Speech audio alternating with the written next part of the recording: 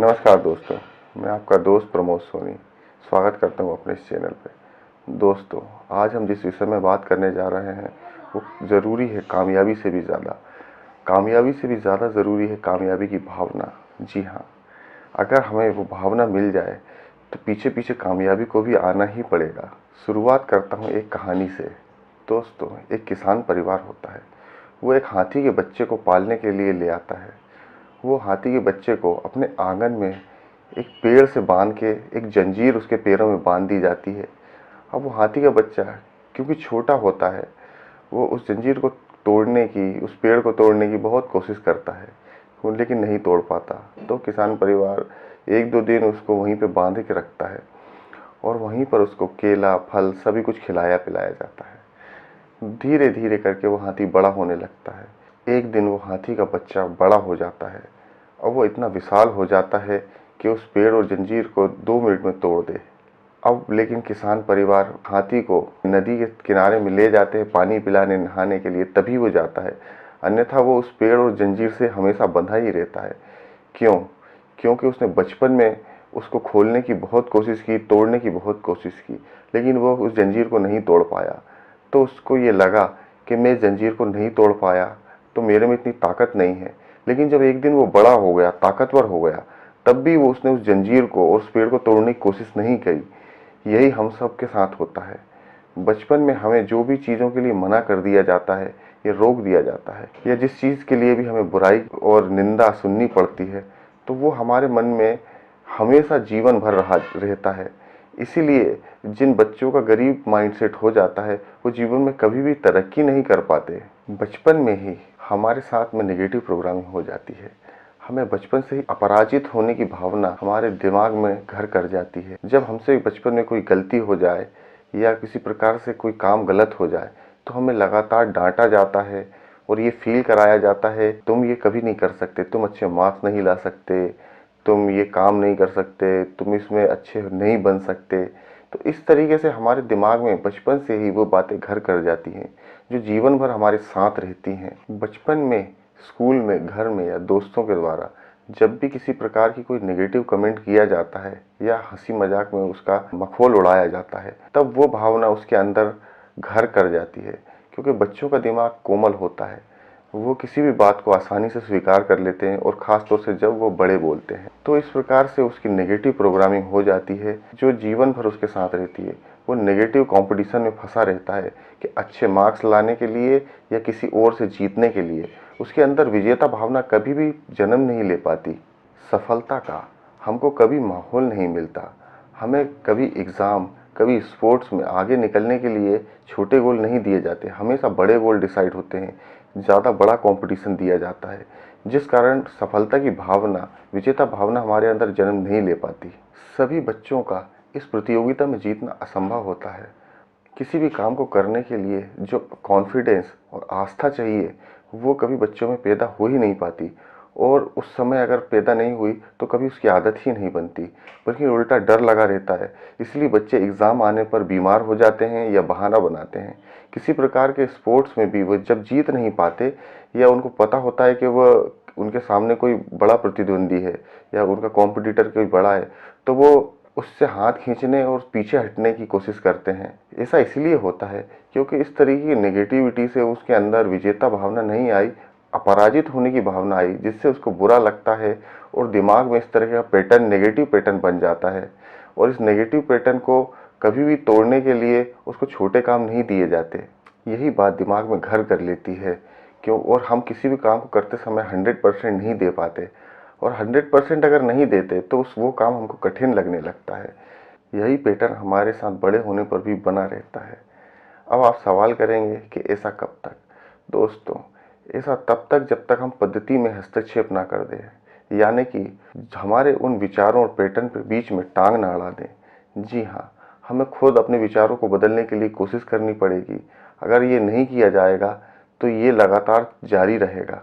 जब हम छोटे बच्चे होते हैं तब हमें इतनी समझ नहीं होती कि हम विरोध कर सके, लेकिन जब हम बड़े हो जाते हैं तब भी वही पैटर्न काम करता है जो बचपन से हमारा बना हुआ है। अब सवाल ये उठता है कि इसे कैसे बदला जाए। चलिए चर्चा करते हैं इस विषय पे कि इसको सफलता की भावना में कैसे बदलें। हम सफलता की भावना और सफलता की आदत कभी भी हासिल कर सकते हैं, वो किसी भी उम्र में हासिल कर सकते हैं। उसके लिए एक नई तरह की स्ट्रेटेजी बनानी पड़ती है, अपनी आदतों को बदलना होता है, नई और सफल आदतों को डालना होता है, पुरानी असफलताओं वाली आदतों को छोड़ना होता है। अगर हम असफलता की भावना से हमेशा कुंठित होते रहेंगे तो असफलता की भावना ही हमारे अंदर बनी रहेगी और वो हमको हमेशा डराती रहेगी, हराती रहेगी। हमें सफलता का माहौल तैयार करना पड़ेगा। ये कैसे करेंगे भैया? देखो गुड्डू, मैं बताता हूँ कि वो कैसा करना पड़ेगा। देखिए, बात अगर बचपन से ही शुरू हुई थी तो बचपन से ही शुरू करते हैं। जब हम छोटे बच्चे होते हैं तब हम क्रिकेट खेलते हैं। अब क्रिकेट खेलते समय सीधा सिक्स मारने का गोल मत बनाइए, छोटा छोटा गोल बनाइए। सिक्स मारने की बजाय आप पहले ये गोल बनाइए कि आप विकेट में जाने से बॉल रोक सकें और सिर्फ प्लेट कर लें। उसके बाद आप सिर्फ 1 रन लेने का गोल बनाइए। 1 रन लेने का गोल अगर कंप्लीट हो जाता है तो 2 रन लेने का गोल बनाइए। अगर 2 रन ले लेते हैं तब आप चौका मारने का गोल बनाइए। चौका मार के जब आप सफलता की भावना विकसित कर लेंगे तब आप तैयार हो जाएंगे सिक्स मारने के लिए। तब आप सिक्सर मारने के लिए पूरी तरह तैयार होंगे और सिक्सर मारिए। फिर डायरेक्ट सिक्सर मारने का गोल मत बनाइए। याद रखिए, सफलता से भी ज़्यादा ज़रूरी सफलता की भावना है।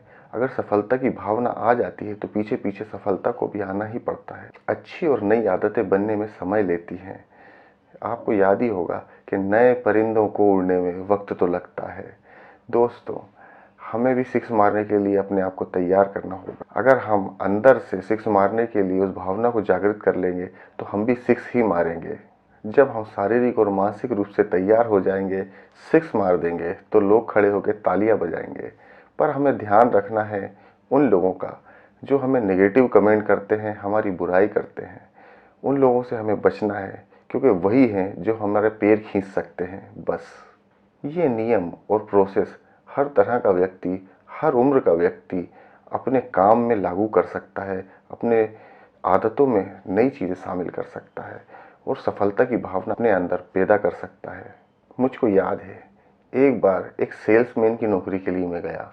तब मुझे एक व्यक्ति के साथ ट्रेनिंग पे छोड़ा गया और मुझे याद है वो व्यक्ति हमेशा सबसे पहले कॉल करने उन एरिया पे जाता था जिन एरिया में उनके दोस्त होते थे। जी हाँ, उनके दोस्तों के बीच वाले एरिया में जाके सबसे पहले वो 1-2 सेल कर देता था, जिसको वो बोनी बोलता था। जी हाँ, वो कहता था कि यार अगर बोनी अच्छी होती है तो पूरा दिन ही अच्छा गुजरेगा। इसलिए वो उन दोस्तों वाले एरिया में जाके 1-2 सेल करके आता था। एक मैग्नेट की माला होती थी, मोतियों की मैग्नेट की माला, वो मैग्नेट का ब्रेसलेट, जिसकी कीमत महज 30-40 या 50 रुपए से ऊपर नहीं होगी, वही चीज़ 300 से लेकर 500 तक में वो लोगों को बेच देता था। और मैंने देखा कि सबसे पहले वो उन लोगों से मिलता था जो 100% उससे सामान लेंगे ही लेंगे। और जब वो आसानी से वहाँ पर सेल कर देता था 1-2, तब फिर वो निकलता था कटीली राहों पर, यानी कोल्ड कॉल पर। कोल्ड कॉल पर अनजानी जगह, अनजानी राहों में, अनजाने लोगों के बीच वो उसी चीज़ को बेचने निकलता था। और मुझे उस समय बड़ी हैरानी होती थी कि वो 70 से 80% तक सेल कर देता था।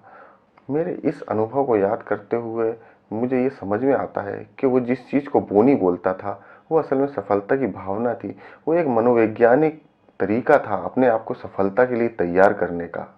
ऐसा करने के बाद जब उसके अंदर सफलता की भावना आ जाती थी तब उसके अंदर अटूट विश्वास और कॉन्फिडेंस आ जाता था कि वो शाम तक सेल कर देगा। और हैरानी की बात यह है कि सच में वो सेल कर देता था।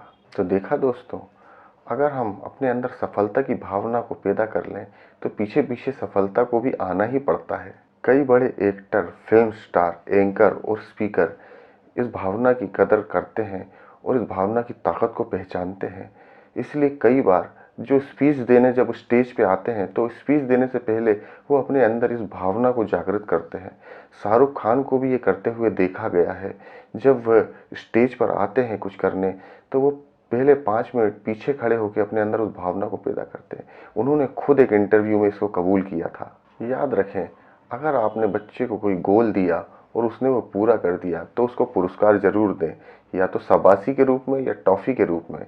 तब आप हैरान हो जाएंगे उसके अंदर परिवर्तन देखकर।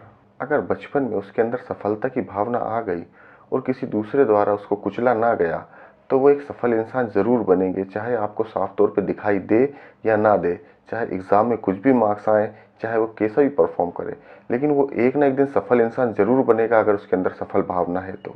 याद रखिए, सफलता से भी ज़्यादा सफलता की भावना ज़रूरी है।